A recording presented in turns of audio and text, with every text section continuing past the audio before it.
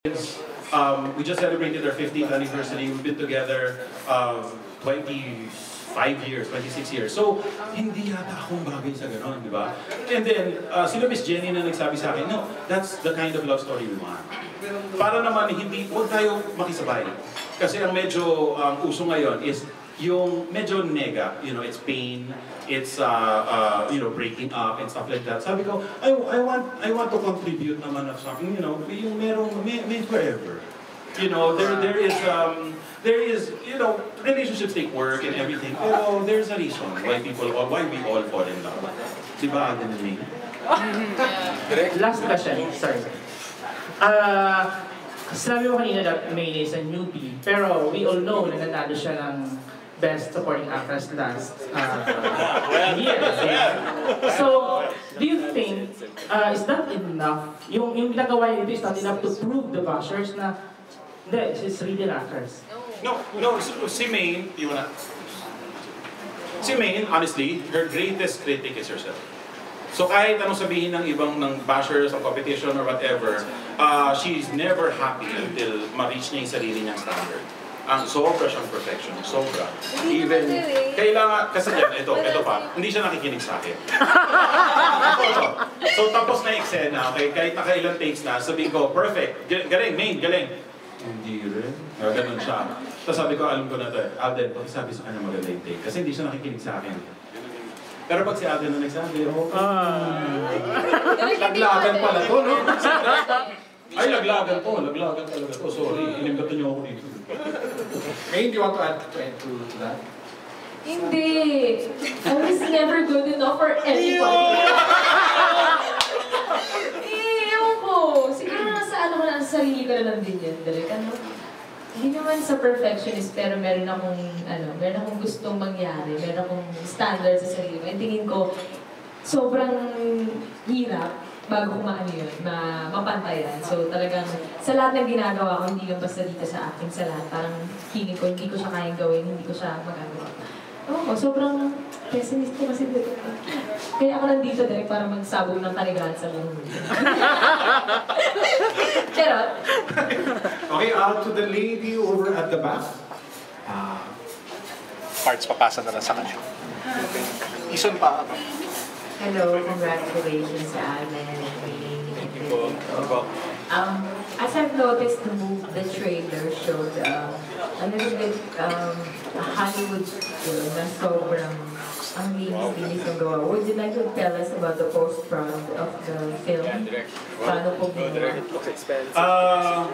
Well, in terms of look, yung look talaga, I have to credit that to Machine Sarte, who is the cinematographer. And to Miss Candy Alipio, who is the PD. We spent months and months trying to figure out kung ano yung look ng pelikula, kung ano yung what will dictate yung costumes nila, it's all planned. And then, pero in terms of post, I basically use the same team again and again kasi I'm very, very old-fashioned. So whenever I make a movie, it's still the same people. The last thing we did as a group was The Janitor 2 years ago, which is the farthest thing from Imagine You and Me. It's very, very violent and but it's the same team. It's the exact same team. Because meron na kaming medyo shorthand. May shortcut na kami. And we're fast, we're efficient. Kasi we've known each other, we've worked together for so long already. Kaya medyo, lahat yun. The only way you can make a film look good is team effort. And of course, kahit anong ganda ng pelikula, anong ganda ng lighting or yung production design and everything, kung yung dalawang artista mo naman, hindi mag-deliver, wala rin, di ba? So parang kumbaga, Alden and Main gave us the opportunity para pagandahin talaga yung pelikula. Pero direct, last question ako before I pass it on to Astig Machismis.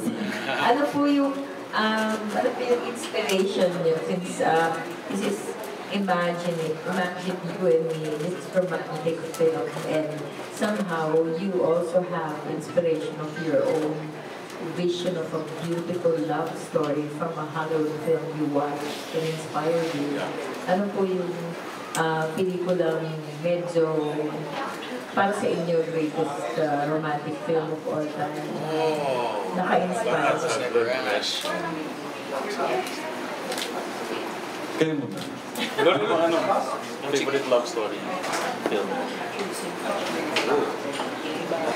Oh, ako, When Harry Met Sally. I like When Harry Met Sally. Ganun ako eh, kasi I like that. I like when my wife and I were still boyfriend-girlfriend, we both loved the same movie. And we knew, parang ano yata tayo, sync yata tayo. Because I like that. I like those kinds of love stories. Yung medyo grounded in real life. Yung medyo, you become friends first. And yung gano'n. I like that. When Mike met Penny. May ganun. Ako alam ko ang favorite. Ito marami. Ito ang ano eh. Oh, Si May ng source eh. Si May ang nag-influence si Alden na manood ng mga ganung pelikula. Hindi ko naman nanonood. Napanood ko yung Yung mga pinapanood ko sa kanya. Also remember. Pero hindi niya kasi thing yung ganung movies. Pero nakakatuwa na pinapanood mo yun. Yeah, walk to remember, this year lang niya napanood. Grabe ate! 24 anos ka na, ako to remember, ngayon na napanood. Ayun, mahilig kasi ako sa ano ko, sa rom-com, sa chick flick. Pero dito siguro